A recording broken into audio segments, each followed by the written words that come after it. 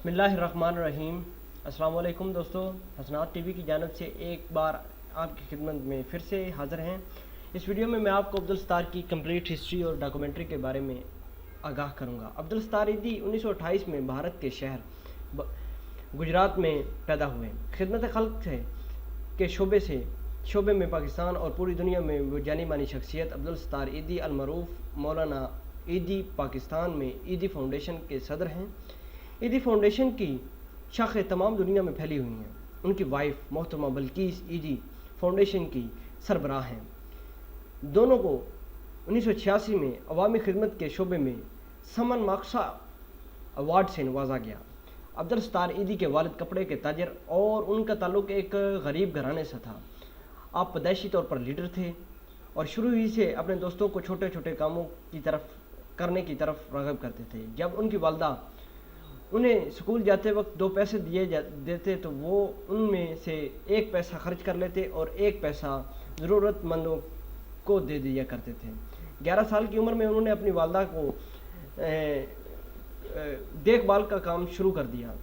उस वक्त उनकी वालदा जो कि ज़बरदस्त शुगर की मरीज़ थी, छोटी उम्र में उन्होंने अपने से पहले दूसरों की इमदाद करना सीख लिया था, जो आगे जाके ज़िंदगी के लिए कामयाबी की कुंजी बन गया। 1947 में तकसीम हिंद के बाद इनका ख़ानदान भारत से हिजरत करके पाकिस्तान आया और कराची में आबाद हो गया। 1951 में आपने अपनी जमा पूंजी से एक छोटी सी दुकान खरीदी और इसी दुकान पे आपने एक डॉक्टर की मदद से छोटी सी डिस्पेंसरी खोली और इसके अलावा आपने यहाँ पे दोस्तों को तदरीस की तरफ भी राग़िब किया। आपने सादा तर्ज ज़िंदगी अपनाई और डिस्पेंसरी के सामने ही सो जाते ताकि वक्त आने पर वो किसी गरीब के काम आ सकें। ईदी फाउंडेशन का क़याम 1957 में किया गया। ये वो वक्त था जब कराची में बड़े पैमाने पर फ्लू फैल गया और बड़ी ज़्यादा हलाकतें हुईं। ईदी साहब ने फौरी तौर पर रिएक्शन किया। इन्होंने शहर के नवाह में खेमे लगवाए और मुफ्त अद्वियात फराहम की। मुखय्यर हजरात ने दिल खोल कर इनकी इमदाद की और उनके कामों को देखते हुए बाकी पाकिस्तान में भी इमदादी रकम से इन्होंने वो पूरी इमारत ख़रीद ली जहाँ डिस्पेंसरी थी और वहाँ एक ज़चगी के सेंटर कायम किए, जहाँ नर्सों की तरबियत का स्कूल भी कायम किया गया। यही ईदी फाउंडेशन का आगाज़ था। आने वाले सालों में ईदी फाउंडेशन पाकिस्तान के बाकी इलाकों में फैलती गई।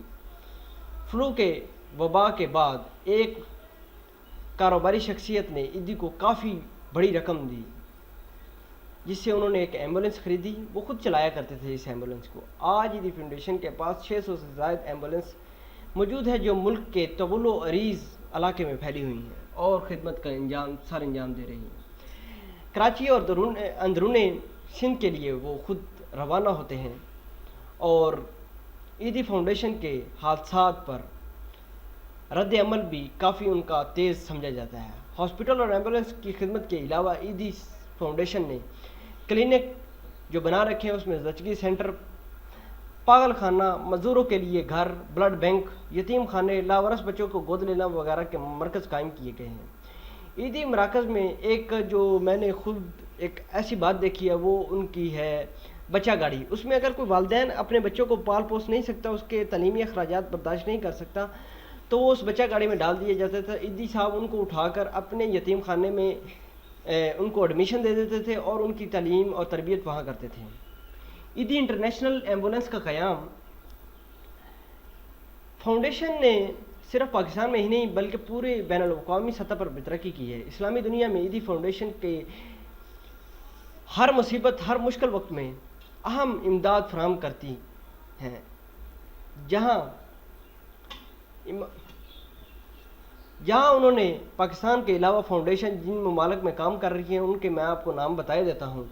अफ़गानिस्तान, इराक़, बोस्निया, सूडान, शाम, एथियोपिया, इसराइल, फ़लस्तीन वगैरह में भी काम कर रही हैं। और 6 अगस्त 1906 के बल्कीस ईदी और कुबरा ईदी की जानिब से ईदी इंटरनेशनल एम्बुलेंस के क़याम किया गया, जिसके तहत दुनिया के अमीर गरीब हो या दुनिया का कोई भी मुल्क, अमेरिका, इसराइल, शाम, ईरान, भारत, बांग्लादेश हो, में ये एम्बुलेंस बतौर अतिया दी जा रही اور انہیں ہدایت کی گئی کہ وہ ایمبولینس کو 5 سال استعمال کرنے کے بعد فروخت کر کے اس کی رقم خیراتی کاموں میں استعمال کریں۔ بیگم بلقیس ایدھی اور کبریٰ ایدھی نے اس موقع پر کہا کہ وہ دنیا کے امیر یا غریب ملک کو وہاں مریض ہوتے ہیں، ایمبولینس کا مقصد انسانوں کی جانیں بچانا ہوتی ہیں، اور ہمیں اس بات کی خوشی ہو گئی ہے کہ ایدھی انٹرنیشنل ایمبولینس فاؤنڈیشن کی ایمبولینس دنیا بھر میں انسانوں کی جانیں بچانے میں مصروف ہیں۔ وہ لندن، نیو یارک، ٹوکیو وغیرہ میں بہت زیادہ کام کر رہی ہیں۔ انہوں نے کہا کہ انسانیت کے بین الاقوامی خدمت کے علاوہ حوالے سے ہمارے ایک قدم آگے بڑھ رہے ہیں۔ آج پاکستان کے علاوہ اسلامی دنیا میں بھی عیدی گھر اور ان کے مراکز قائم کر رکھے ہیں، جو صرف غریبوں کو نہیں بلکہ امیروں کو بھی ان کے کام آتی ہیں، کیونکہ مریض ہوتا ہے۔ ایدھی صاحب یہ بات ہمیشہ کہتے تھے کہ مریض ہوتا ہے، شاید وہ کسی بھی مسلک، کسی بھی مذہب، کیونکہ انہوں نے انسانیت کے لیے بہت زیادہ کام کی۔ ایدھی فاؤنڈیشن ایمبولینس سروس کا قیام آپ کے بیٹے فیصل بتاتے ہیں کہ جب افغانستان میں مرکز کے افتتاح کیا جا رہا تھا تو وہاں مہمانوں کے لیے بیٹھنے کے لیے کرسیاں خریدی گئیں۔ جب ایدھی صاحب آئے تو انہوں نے اس بات سے سخت ناراضگی کا اظہار کیا کہ یہ کرسیاں جو اس پہ پیسے خرچ کیے ہیں، یہ کسی غریب کی امداد کر کے ہم اس کی بھلائی کر سکتے تھے۔ ایدھی صاحب نے وہ کرسیاں بیچیں اور کسی غریب کو عطیہ کر دیں۔ ایدھی صاحب خود فرش پر ایمبولینس کے ڈرائیور کے ساتھ سو جایا کرتے تھے۔ ایدھی فاؤنڈیشن ترقی کی ہر راہ پر گامزن ہے، ترقی کی ہر مشکل ان کے آڑے نہ آئی۔ اس کے علاوہ وہ اس بات سے بھی سخت ناپسند اس بات کو کرتے ہیں کہ جب لوگ ان کی کاموں کی تعریف کرتے ہیں، وہ حکومت یا کسی تنظیم سے پیسے نہیں لیتے یا عطیہ نہیں لیتے، کیونکہ وہ کسی امداد ایک اسپیسیفک مقصد کے لیے کی جاتی ہے۔ اسی وجہ سے انہوں نے جنرل ضیاء الحق اور اطالوی حکومت کی امداد اسی بنا پر واپس کر دی، کیونکہ یہ کسی ایک خاص مقصد کے لیے ہوتی ہے۔ 1997 کی Genesis book of world record کے مطابق ایدھی فاؤنڈیشن کی ایمبولینس سروس دنیا کی سب سے بڑی فلاحی ایمبولینس سروس ہے۔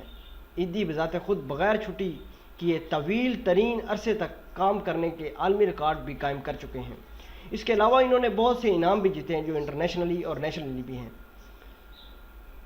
انتھک محنت کے بعد وہ وفات پا گئے، لیکن ان کی فلاحی کاموں کی جو انہوں نے مشن قائم کیا وہ آج بھی جاری ہے۔ اللہ ان کے مشن کو کامیاب کرے، آمین۔ ایدھی صاحب 2016 کو وفات پا کر خالق حقیقی سے جا ملے، لیکن ان کے کام آج بھی پوری دنیا میں جانے اور مانے جاتے ہیں اور ان کو اچھے نام سے یاد کیا جاتا ہے۔